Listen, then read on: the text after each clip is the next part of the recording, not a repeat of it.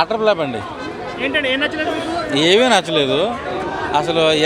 ఈ సినిమా ఎందుకు ఒప్పుకున్నాడో నాకు అర్థం కాలేదు. నీతు మోహన్ దాస్ మోసం చేసి ఎస్కున్న పేరుని చెడగొట్టడానికి తీసిన సినిమా ఇది. సో ఓవరాల్గా ఒక మంచి అటర్ ఫ్లాప్. ఈ సినిమా నాకు నచ్చలేదు.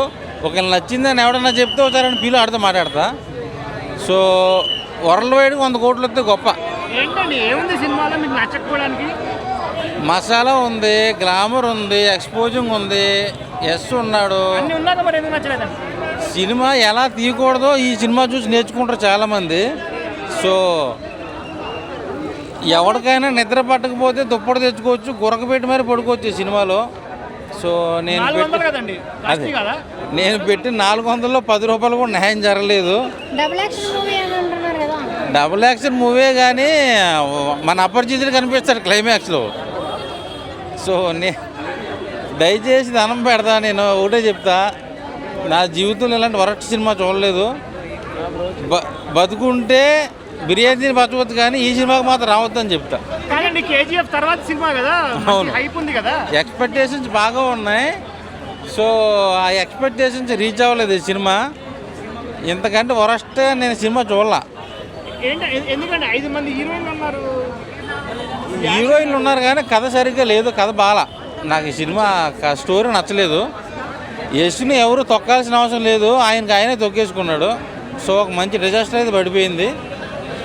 అంటే ఈ మూవీ ఎఫెక్ట్ నెక్స్ట్ రామాయణంలో ఆయన రావణుడిగా వస్తున్నాడు కదా, దాని మీద పడే అవకాశం ఉంది. ఏమంటే ఇప్పుడు ఒక సినిమా ఫ్లాప్ అయితే ఇంకో సినిమా హిట్ అవుతుందని గ్యారంటీ లేదు. సో ఈ సినిమా ఫ్లాప్ అయింది, నెక్స్ట్ సినిమా హిట్ కొడతాం, దానిదే ఉంది. అంటే ఈ సినిమాలో యష్ ప్రొడ్యూసర్ కూడా కదా హీరోతో పాటు. అవును, లాస్ అయ్యి డబ్బులు మొత్తం లాస్ అయిపోయినాయి యష్కి. సో ఒక మంచి డిజాస్టర్. అంటే ఏంటండి ఇప్పుడు సినిమాలో ఇప్పుడు ఎంతమంది హీరోయిన్లు ఉన్నారు, పాన్ ఇండియా సినిమా అన్నారు. పిచ్చెక్కిపోతున్నా చూసినోడికి. ఎప్పుడెప్పుడు బయటికి వెళ్ళిపోదామా అనిపిస్తుంది. నువ్వు థియేటర్లో లోపలికి వెళ్ళి 5 నిమిషాలకి నీకు అర్థమైపోతుంది సినిమా. నేను అనవసరం కొంచెం బుక్ అయిపోయినరా, దయచేసి బయటికి వెళ్ళిపోతే బాగుంటుంది అనుకుంటారు. అంటే లెంత్ ఎక్కువ అవ్వడం వల్ల మీకు అలా అనిపించిందా? ఏంది పరిస్థితి? లెంత్ ఎక్కువ తక్కువ అని కాదు, మనం టార్చర్ పెడతాం లోపల. సినిమా ఎప్పుడెప్పుడు అయిపోతుందా అనిపించింది. సో సూపర్ గా ఉంది, అన్న వాళ్ళు ఎవరినో ఒకసారి చూపిస్తే దండం పెడతా. యాక్టింగ్ బాగుంది, సినిమా బాగాలేదు. అన్నీ బాగున్నాయి కానీ స్టోరీ నాకు నచ్చలేదు. సో ఆయన పరువు ఆయన తీసుకున్నాడు. కొన్ని ఫాదర్ అండ్ సన్ గురించి తీశారు. సో హీరోయిన్స్ని కూడా సరిగ్గా వాడుకోవాలా. రుక్మిణి వసంతని చాలా ఎక్స్పెక్ట్ చేసుకుని వచ్చా, ఆ గ్లామర్ ఏమో చూపిస్తుందేమని చెప్పి ఏదో ఒక సీరియస్ చూపించారు తప్ప సినిమా అంతా కూడా డొల్లా. కర్ణాటకలో ఆడుద్దాం మరి ఇప్పుడు యాష్కి మంచి ఫ్యాన్ ఫాలోయింగ్. నేను తెలుగుని టాక్సిక్ నాకే నచ్చలేదంటే ఏ లాంగ్వేజ్ కూడా నచ్చదని నా ఫీలింగు. సో ఒక మంచి అటర్ఫ్లాప్ అయితే చూసా. మర్చిపోయా చెప్పడం, ఇరుముడి సినిమా తీసేసి టాక్సిక్ చేశారు. రేపటి నుంచి టాక్సిక్ తీసేసి ఇరుముడి మళ్ళీ వేసుకుంటారని చెప్పి నాకు గట్టి నమ్మకం. వేసుకుంటారు కూడా. ఓకే, ఐటమ్ సాంగ్ ఆడదు, ఇంకా 4-5 బిట్లు పెట్టినా ఆడదు మేడం. స్క్రీన్ ప్లే డైరెక్షన్ అదిరిపోయింది, స్టోరీ లేదు మేడం. నీతు మోహన్ దాస్ యశ్ని మోసం చేసి ఈ సినిమా తీశారండి. అవును,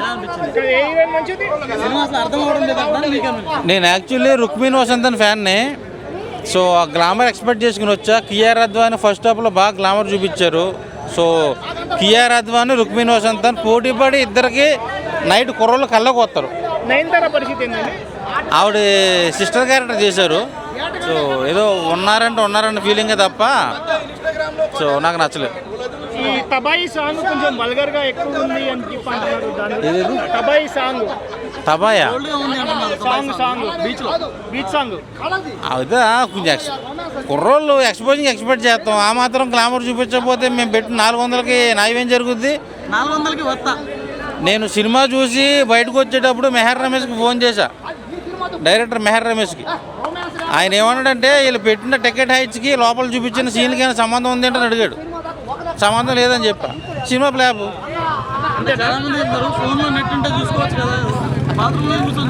అంటే కేజీఎఫ్ రేంజ్ హీరో కదా, ఆ ఎక్స్పెక్టేషన్ పెట్టుకుని వచ్చాం. కనీసం కేజీఎఫ్ పక్కన పెడితే కూలీ సినిమా, ఒక శక్తి సినిమా, ఒక ఆచార్య సినిమా ఎలా అయితే ఫ్లాప్ అయిందో దానికంటే వరస్ట్గా ఉంది. సో సినిమా చూసి మనం ఇప్పుడు ఈ టాక్సిక్ మీద ఒక గేమ్ చేంజర్ బెస్ట్, కూలీ బెస్ట్, శక్తి బెస్ట్, ఆచార్య బెస్ట్, బ్రహ్మోత్సవం బెస్ట్ అని చెప్తాను. అది కూడా బెస్టే.